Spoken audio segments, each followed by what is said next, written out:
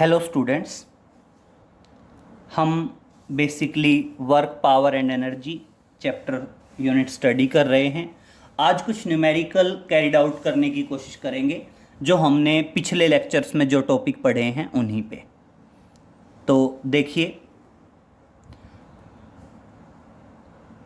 अलग अलग carried out करते हैं, बहुत ध्यान से समझेंगे, बेसिक पॉइंट्स काफ़ी कवर कर होंगे इनमें। तो देखिए, मान लीजिए हम सबसे पहले एक क्वेश्चन लेके चलते हैं।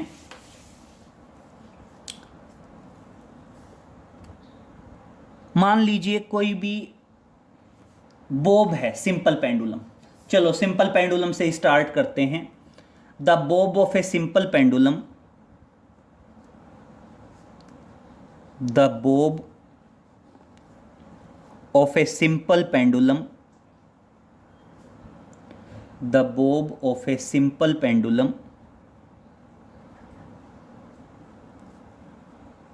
is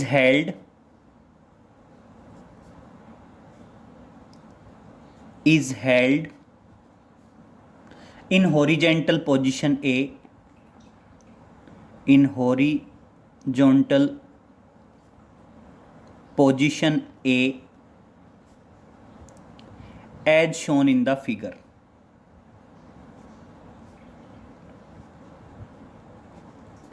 As shown in the figure. Clear. अब कहता है calculate the speed of the Bob of the pendulum,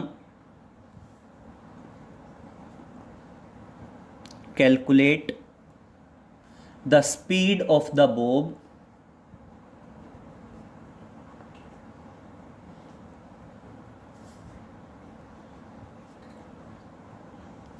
calculate the speed of the bob of the pendulum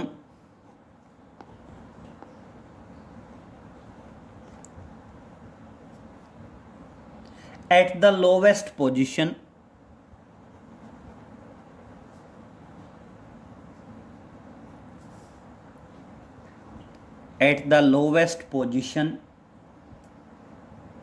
when released, lowest position B when released, जब इसको क्या किया गया हो, released किया गया हो तब। तो देखिए एक बार समझिए क्या है। मान लीजिए बेटा ये एक फिक्स एंड है, ये क्या है, एक फिक्स एंड है O। ये आपकी हॉरिजेंटल पोजीशन थी यहाँ पे, ये पेंडुलम है और ये क्या है, पेंडुलम की बोब है। क्लियर। मैंने इसको हॉरिजेंटल पोजीशन से रिलीज किया और मान लीजिए ये कहाँ पे आती है, आपकी लोअर मोस्ट पोजीशन पे आ जाती है, इधर से कहाँ पे पहुँचती है, यहाँ पे पहुँच जाती है eight the lower most position, इस तरह से घूमती हुई। इस तरह से हॉरिजेंटल से ये पोजीशन A है और ये क्या आ गई आपकी पोजीशन B, यहाँ पहुँच जाती है। और अब दो पॉइंट हैं बेटा, मैं यहाँ पे कह रहा हूँ the length of the pendulum is 0.5 metre,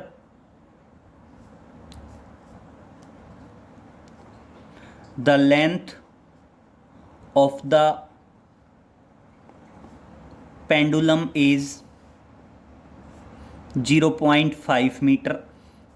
अब देखिए ये पोजीशन O थी, लेंथ ऑफ द पेंडुलम क्या है बेटा, फिक्स पोजीशन से बोब तक का जो डिस्टेंस होता है उसको बोलते हैं लेंथ ऑफ द पेंडुलम। तो ये जो लेंथ ऑफ द पेंडुलम है ये कितनी बताई है, 0.5 मीटर बताई है। और अब मैं यहाँ पे दो बातें कहता हूं। पहला पॉइंट तो है if there is no loss of energy, if it is assumed there is no loss of energy. पहली बात तो क्या है, पहला केस तो है it is assumed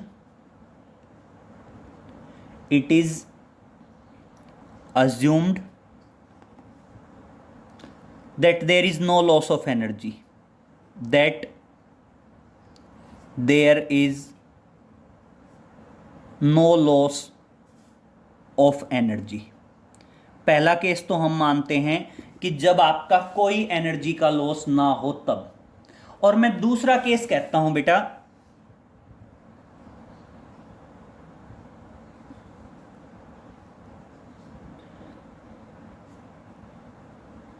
when there is 5% loss of energy due to the air friction. और मान लीजिए जब क्या है 5% एनर्जी का लॉस हो जाता है, किसकी वजह से? एयर फ्रिक्शन की वजह से। तो मैंने एक ही क्वेश्चन में दोनों पॉइंट इंक्लूड कर दिए। पहला पॉइंट तो इंक्लूड कर दिया कि जब मान लीजिए किसी तरह की कोई एनर्जी का लॉस नहीं होता है, और मैंने दूसरा पॉइंट इंक्लूड कर दिया when there is 5% loss of energy. तो बेटा बहुत ध्यान से समझ लीजिए, यहां पेंडुलम रेस्ट में होगा और यहां पेंडुलम मोशन में होगा। तो according to law of conservation of energy, यहां पे जो पोटेंशियल एनर्जी होगी बॉडी की, यहां आके वो पोटेंशियल एनर्जी किस में बदल चुकी होगी? काइनेटिक एनर्जी में बदल चुकी होगी। क्लियर? तो आप क्या बताओगे? जो कहीं पोटेंशियल एनर्जी क्या थी बॉडी की, ए पे थी, वो किसके बराबर होगी? That will be the kinetic energy at point B. क्योंकि आपकी पोटेंशियल एनर्जी किस में बदल जाएगी बेटा? काइनेटिक एनर्जी में बदल जाएगी। तो देखिए पहला पॉइंट आप सिंपल कहेंगे कि जो पोटेंशियल एनर्जी ए पे थी वो बी पे आके किस में हो जाएगी? काइनेटिक एनर्जी में बदल जाएगी। तो पहला कर रहे हैं, there is no loss of energy. जब क्या है? There is no loss of energy, जब किसी तरह की कोई एनर्जी का लॉस नहीं है उस टाइम पे क्या होगा बेटा? सीधा बताओगे कि potential energy at point A किसके बराबर होगी बेटा? Kinetic energy at point B. Clear? जो ए पे पोटेंशियल एनर्जी है वो बी की काइनेटिक एनर्जी के बराबर होगी। बेटा potential energy generally M G H, और काइनेटिक एनर्जी क्या आ जाएगी? Half M V square. अब मेरी बात सुनिए बेटा, यहां एम से एम कैंसिल, मेरे को कोई मतलब नहीं होता, कोई फर्क नहीं पड़ता, what ever be the mass of the Bob. और बेटा यहाँ पे लोअर मोस्ट पॉइंट पे है ना, तो मेरे हिसाब से v किसके बराबर आएगा? v is equal to √2gh। v किसके बराबर आ जाएगा? v बराबर आ जाएगा √2gh। तो देखिए √2, g की वैल्यू एग्जैक्ट तो होती है 9.8, पर चलो राउंड ऑफ में 10 ले लेते हैं। और देखिए बेटा 0.5, क्योंकि ये देखो पॉइंट ए की अगर मैं हाइट की बात करूं, भाई ये आपका ग्राउंड लेवल है और बॉडी यहां पे थी तो कितनी ऊपर थी? 0.5 मीटर ऊपर थी। तो एच की वैल्यू कितनी आएगी? 0.5 आएगी। क्लियर हुआ यहां पे? तो अब देखिए ये क्या आया? That is √10। किसके बराबर आ गया? √10 के बराबर आ गया। आप चाहो तो √10 को सोल्व कर लोगे और वेलोसिटी है तो क्या आ जाएगी? मीटर पर सेकंड आ जाएगी। और दूसरा सुनो बेटा, इसी का दूसरा part, when there is loss of energy, when there is 5% loss of energy. और मेरी बात सुनिए बेटा, यहां कोई एनर्जी का लॉस नहीं था, तो हमने क्या कह दिया था कि पॉइंट ए की जो 100% पोटेंशियल एनर्जी है वो बी की काइनेटिक एनर्जी में बदल जाएगी। और अब सुनिए, अगर 5% एनर्जी का लॉस हुआ तो ए की जो 95% एनर्जी है वो बी पे जाके काइनेटिक एनर्जी में बदल जाएगी। तो क्या है? एक पोटेंशियल एनर्जी जो थी ए पे, जब वो बी पे आई तो काइनेटिक एनर्जी में बदली, लेकिन ए से बी तक आने में 5% एनर्जी का लॉस हुआ। 5% एनर्जी का लॉस हुआ तो इसका मतलब क्या है? इसका मतलब है 95% potential energy at A, at point A किसके बराबर होगी? Kinetic energy at point B के बराबर होगी। Kinetic energy at point B. Clear हुआ? ये 5% एनर्जी का लॉस बताने का मतलब क्या हुआ? तो देखिए यहाँ पे 95% डिवाइडेड बाई 100 mgh। 95% का मतलब तो यही है बेटा, पोटेंशियल एनर्जी mgh, उसका 95% मतलब क्या है? 95/100, और किसके बराबर होगा? That is equal to half mv²। m से m कैंसिल, और इस तरह से बेटा आपका v² आ जाएगा, that is equal to 2 into 95 into GH upon 100। तो वैल्यू रख देते हैं, v किसके बराबर आएगा?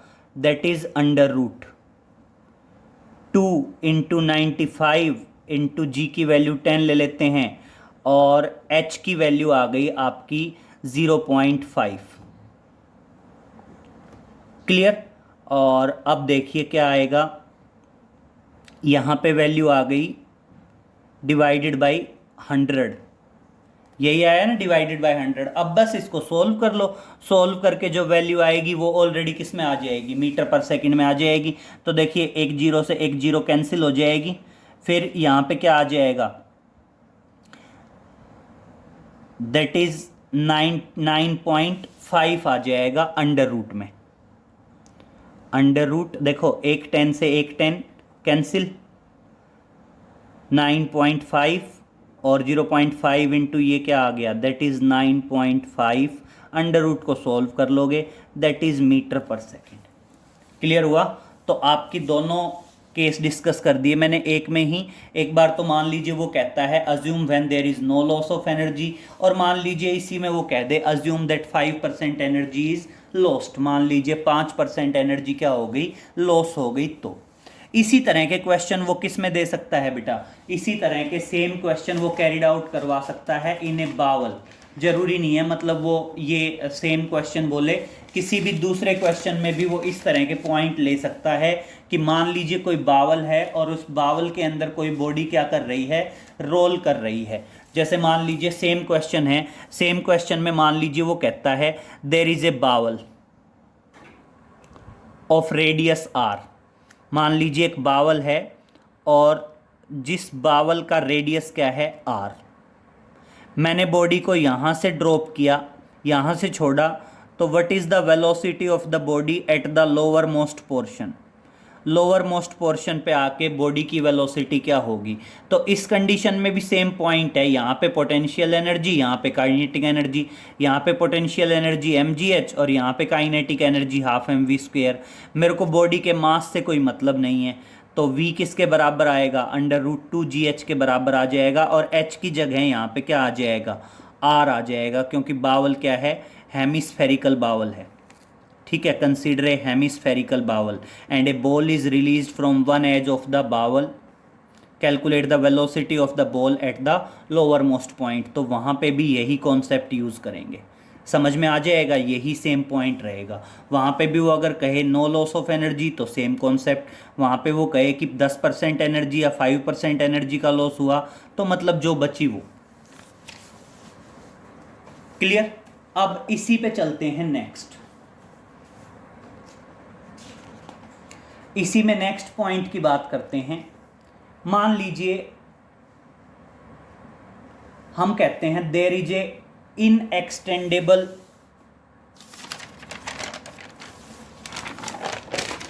मेटेलिक चेन, या मान लेते हैं there is a uniform metallic chain. एक यूनिफॉर्म मेटेलिक चेन मानते हैं और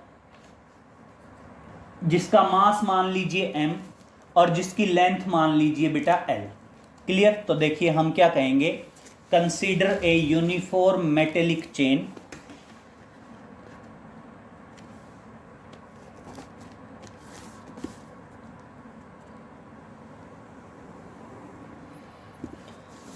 दूसरे क्वेश्चन पे आते हैं। Consider a uniform metallic chain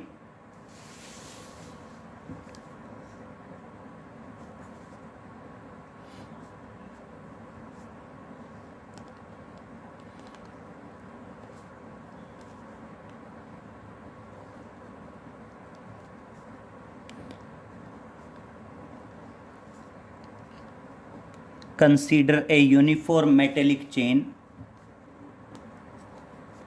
of mass m and length l। Clear? हम एक कंसीडर करते हैं यूनिफॉर्म मेटेलिक चेन जिसका मास क्या है बेटा m और जिसकी लेंथ क्या है l। अब क्या है, it's 1/3 portion, its 1/3 portion is hanging down the table, hanging down the table।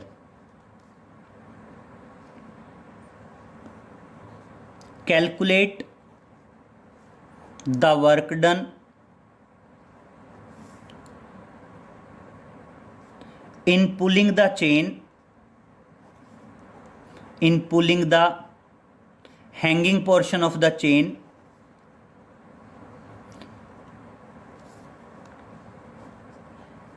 hanging portion of the chain on the table, on the table।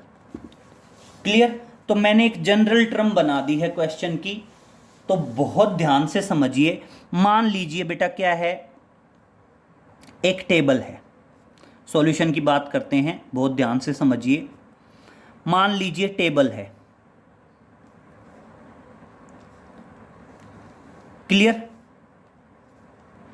इस टेबल पे चेन का 1/3 पोर्शन हैंगिंग डाउन है। ये आपकी मेटेलिक चेन है और metallic chain का 1/3 portion क्या है, हैंगिंग डाउन है। 1/3 पोर्शन मान लीजिए विच इज हैंगिंग डाउन। तो अब बेटा ये जो कंप्लीट लेंथ है, ये लेंथ कितनी है, l/3 है। क्लियर? तो सबसे पहले हम बात करेंगे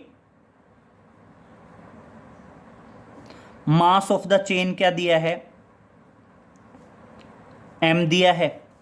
तो आप क्या बताओगे, therefore mass of hanging portion of the chain, hanging portion of the chain is equal to m/3। क्यों बेटा?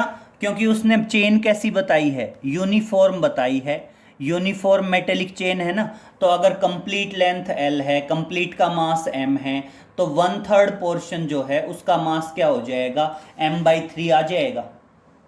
क्लियर? अब मेरी बात समझिए बेटा, अगर मैं इस चेन को अपवार्ड खींचता हूं तो शुरू में तो मेरे को फोर्स लगाना पड़ेगा mg/3, क्योंकि वेट ऑफ द चेन क्या होगा, जो हैंगिंग पोर्शन है उसका मास m/3 है, तो हैंगिंग पोर्शन का वेट क्या होगा, mg/3 होगा। लेकिन जैसे जैसे हम ऊपर लेते जाएंगे वैसे वैसे क्या होता जाएगा, अप्लाइड फोर्स कम होता जाएगा और लास्ट में अप्लाइड फोर्स बिल्कुल कम बचेगा। तो देखो दो तरीके हैं, फोर्स वेरिएबल है, फोर्स वेरिएबल है तो आप क्या करें, स्मॉल डिस्प्लेसमेंट लें, वेरिएबल फोर्स के इंटीग्रेशन की टर्म्स में करें अप्लाइड फोर्स। क्लियर भाई? क्या करेंगे, अप्लाइड फोर्स और इनटू क्या कर लेंगे, स्मॉल डिस्प्लेसमेंट dl मान के, और उसका क्या कर देंगे, इंटीग्रेशन कर देंगे from initial position to final position. या फिर क्या करेंगे, एवरेज फोर्स निकालेंगे दोनों का। या फिर एक तरीका और भी है, हम क्या कहेंगे कि सेंटर ऑफ मास लेंगे हैंगिंग पोर्शन का। हैंगिंग पोर्शन का सेंटर ऑफ मास क्या आएगा, l/6 पे आएगा। हैंगिंग पोर्शन का सेंटर ऑफ मास कहां पे आएगा, l/6 पे आएगा। तो आप क्या कहोगे,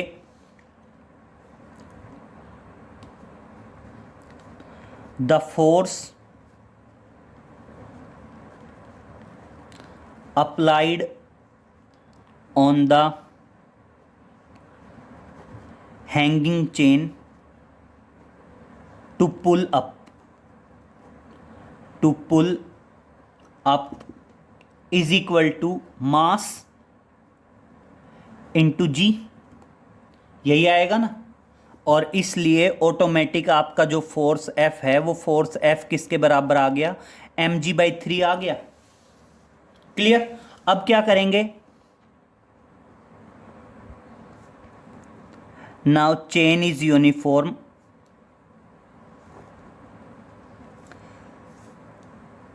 therefore center of mass of hanging portion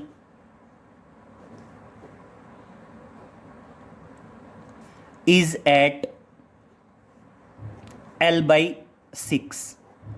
centre of mass hanging portion का कितना होगा, L/6 पे होगा। And therefore work done W is equal to force into displacement. और हम ये कहेंगे अगर सेंटर ऑफ मास ऊपर आ गया तो कंप्लीट चेन ऊपर आ गई, और क्या आ जाएगा mg/3, और डिस्प्लेसमेंट कितना ले लेंगे बेटा, डिस्प्लेसमेंट ले लेंगे दैट इज L/6, और इस तरह से आपका कंप्लीट वर्क डन आ जाएगा mgL/18। आपका कंप्लीट वर्क डन क्या आ जाएगा, दैट इज mgL/18। और इसको आप इस तरीके से सेंटर ऑफ मास से नहीं करना चाह रहे तो आप क्या कर लो, एक बार इनिशियल फोर्स ले लो, एक बार लास्ट फोर्स ले लो, दोनों का क्या निकाल लो, एवरेज निकाल लो। एवरेज कैसे निकालेंगे, बिल्कुल इनिशियल कंडीशन में फोर्स कितना आएगा mg/3, और बिल्कुल बेटा लास्ट में फोर्स क्या आएगा, 0। दोनों का एवरेज फोर्स निकालेंगे, एवरेज फोर्स कितना आएगा, 0 प्लस mg/3/2। तो उस टाइम पे आपका एवरेज फोर्स आ जाएगा mg/6, और डिस्प्लेसमेंट क्या आ जाएगा L/3। और उस तरीके से भी कैरिड आउट कर सकते हैं हम, आप चाहो तो उस तरीके से भी क्या कर सकते हैं, कैरिड आउट कर सकते हैं एवरेज फोर्स की टर्म्स में। तो आप जैसे करना चाहो एवरेज फोर्स की टर्म्स में कर दो, पोटेंशियल एनर्जी की टर्म्स में कर लो, बहुत सारे तरीके हैं क्वेश्चन को कैरिड आउट करने के। क्लियर। अब नेक्स्ट और देखिए, एक पॉइंट समझेंगे। हम एक क्वेश्चन कहते हैं, if the momentum of the body is increased by 20%। Question है,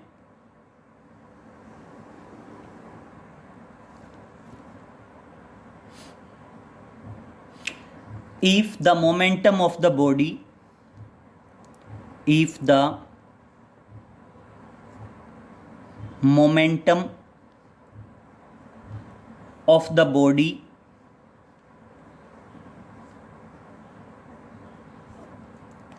is increased by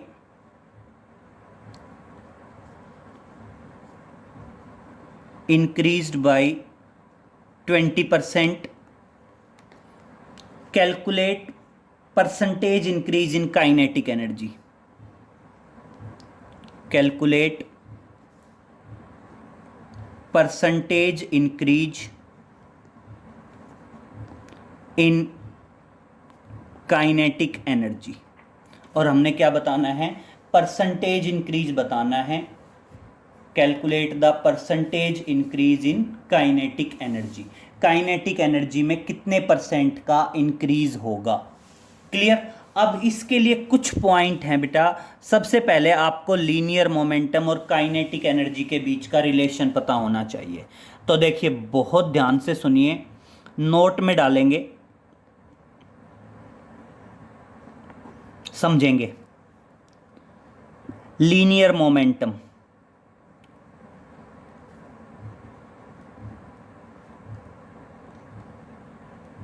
P किसके बराबर होता है, linear momentum P is equal to mv। मैं इसको चाहूं तो ऐसे लिख सकता हूं, √m² v²।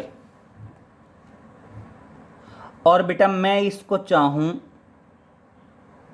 तो ऐसे लिख सकता हूं, m इंटू mv²। और मैं इसको 2 से मल्टीप्लाई कर दूं और 2 से डिवाइड कर दूं कोई फ़र्क पड़ा? 2 से 2 कैंसिल, वही M square V square M V आ गया। और इस तरह से देखिए बेटा रिजल्ट आया कि P is equal to √2m और एम वी स्क्वेयर बाई 2 क्या हो जाएगा? Kinetic energy. This is the relation between linear momentum and kinetic energy. ये रिलेशन है लीनियर मोमेंटम और काइनेटिक एनर्जी के बीच का। क्लियर? और अब अगर मैं दोनों तरफ स्क्वायर कर दूं, यस सुनिए, पी स्क्वायर इधर पी स्क्वायर करेंगे तो इधर अंडर रूट खत्म हो जाएगा। तो इस तरह से आपकी काइनेटिक एनर्जी किसके बराबर आ जाएगी? आपकी काइनेटिक एनर्जी बराबर आएगी P square by 2m, P square by 2m। This is the kinetic energy. तो एक तरह से चाहे इक्वेशन 1 बता दो चाहे इक्वेशन 2 बता दो, this is the relation between linear momentum and kinetic energy. Clear? तो अब मेरी बात सुनिए, उसने लीनियर मोमेंटम का परसेंटेज इंक्रीज दिया है और काइनेटिक एनर्जी का परसेंटेज इंक्रीज पूछा है। तो जिसका पूछा हो, अगर मान लीजिए उसने लीनियर मोमेंटम दिया है, काइनेटिक एनर्जी का परसेंटेज इंक्रीज पूछा है, तो हम इक्वेशन नंबर 2 से सॉल्व करेंगे काइनेटिक एनर्जी से। अगर उसने उल्टा दिया होता कि काइनेटिक एनर्जी का दिया होता, लीनियर मोमेंटम का पूछा होता, तो हम क्या यूज करते? इक्वेशन नंबर 1 से सोल्व करते। तो देखिए आप सीधा यही यूज करेंगे। सॉल्यूशन की बात कर रहा हूं, सॉल्यूशन में बताएंगे we know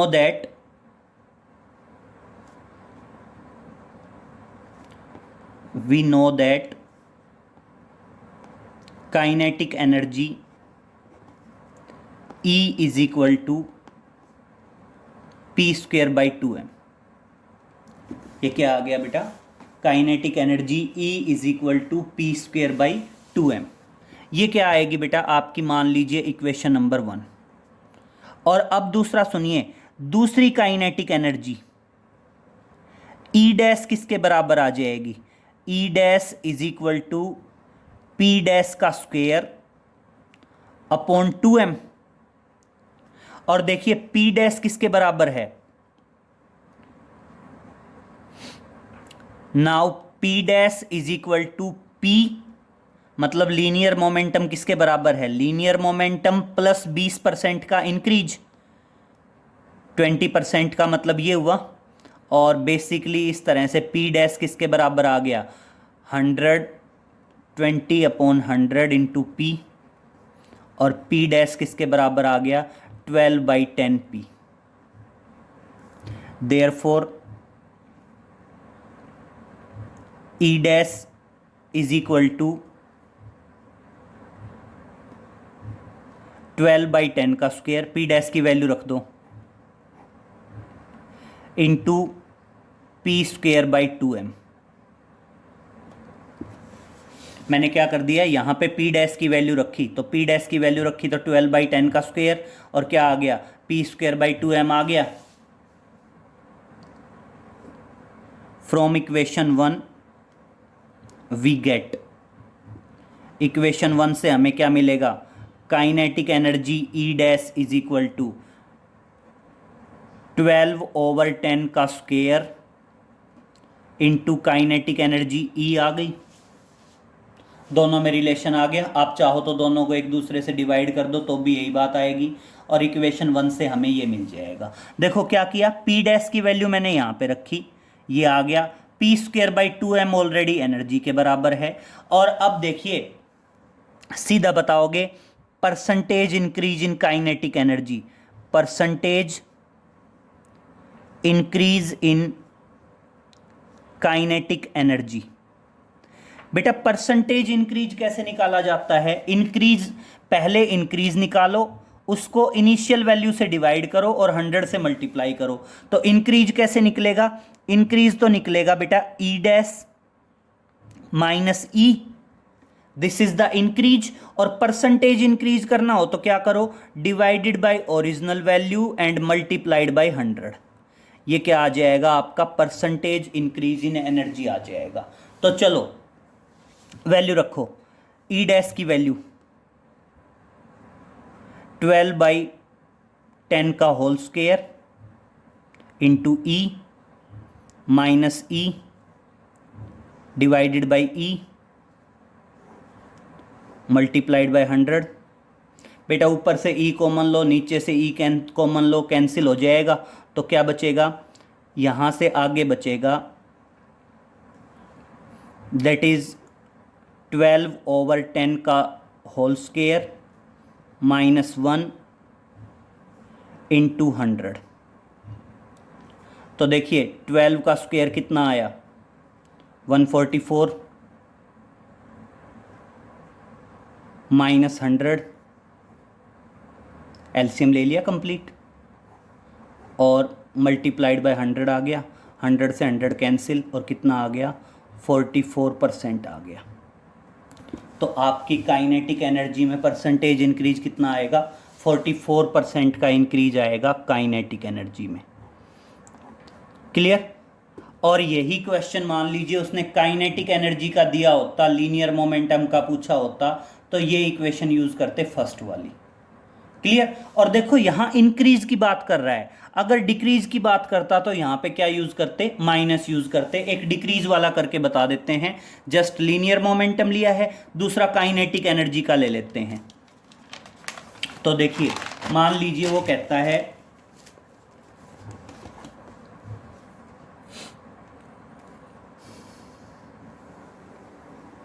the kinetic energy of the body is decreased by 20%.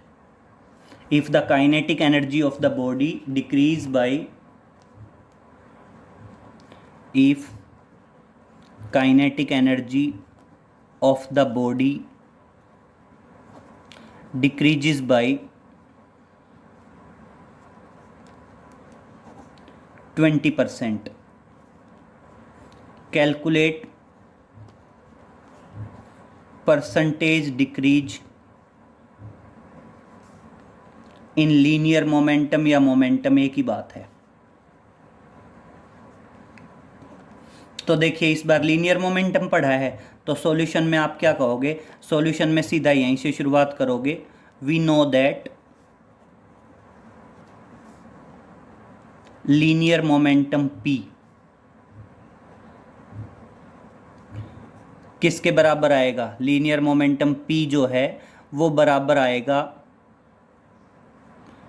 2m into kinetic energy.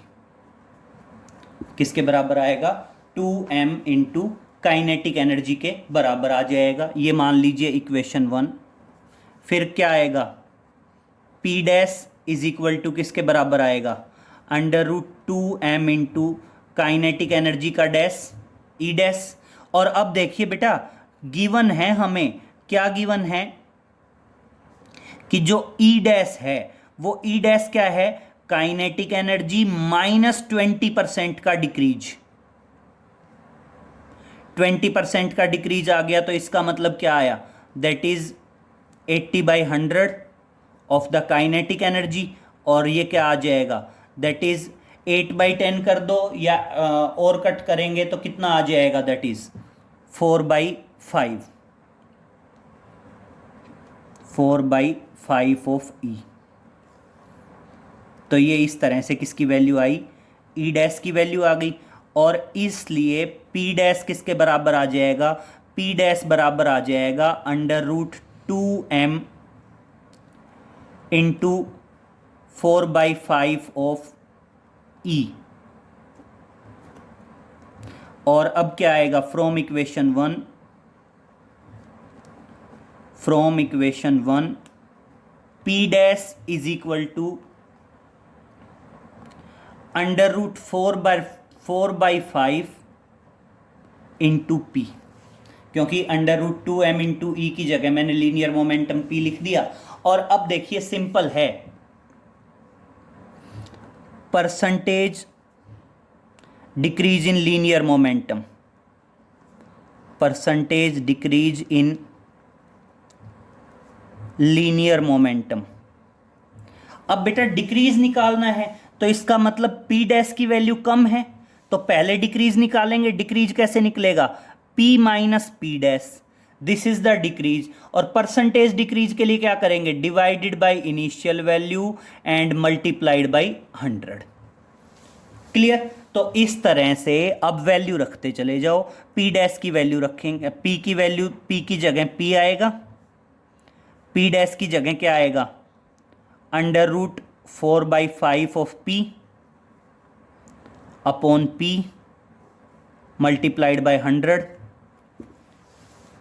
Multiplied by क्या आ जाएगा, 100 आ जाएगा। ऊपर से भी p कॉमन ले लो, नीचे से भी p कॉमन ले लो, तो मेरे हिसाब से बचेगा 1 माइनस √4/5 इंटू क्या ले लेंगे, 100 ले लेंगे। क्लियर। अब इसको सोल्व कर लेंगे, सोल्व करके आप चाहो तो आंसर आ जाएगा। और देखिए कैसे आएगा, आप सिंपल बेशक मान लीजिए एलसीएम √5 है, √5 माइनस √4 आ जाएगा। और इस तरह से फिर सोल्व करके मल्टीप्लाइड बाय 100 करेंगे।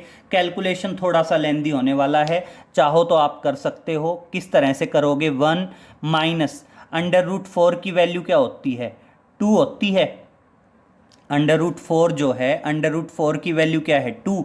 और बेटा √5 की वैल्यू क्या है, √5 की वैल्यू नियर अबाउट 2.2 मान लीजिए, नियर अबाउट क्या मान लीजिए, 2.2 मान लीजिए। और मल्टीप्लाइड बाय क्या आएगा, 100 आएगा। तो मैं अप्रोक्सीमेशन में चला गया हूँ, एक्यूरेट आप करेंगे, अप्रोक्स ये आ जाएगा। और अब देखिए क्या आएगा, एलसीएम लेंगे तो near about 0.2 upon 2.2 multiplied by 100। और इस तरह से जो भी आंसर आएगा वो अप्रोक्सीमेशन में आ जाएगा और percentage decrease in linear momentum आ जाएगा। क्लियर। That is 20/2.2। इसको चाहो तो आप लिख सकते हो ना, मल्टीप्लाइड बाय 100 करेंगे तो क्या आएगा, 20 डिवाइडेड बाई 2.2, तो क्या आ जाएगा, 200 डिवाइडेड बाई 22 आ जाएगा। नियर अबाउट परसेंटेज में वो वैल्यू आ जाएगी। क्लियर। तो इस तरह से लीनियर मोमेंटम वाले या जो भी मैंने न्यूमेरिकल बनाए कैरिड आउट करेंगे बेटा। बाकी आगे नेक्स्ट लेक्चर में मिलते हैं। Okay, thank you.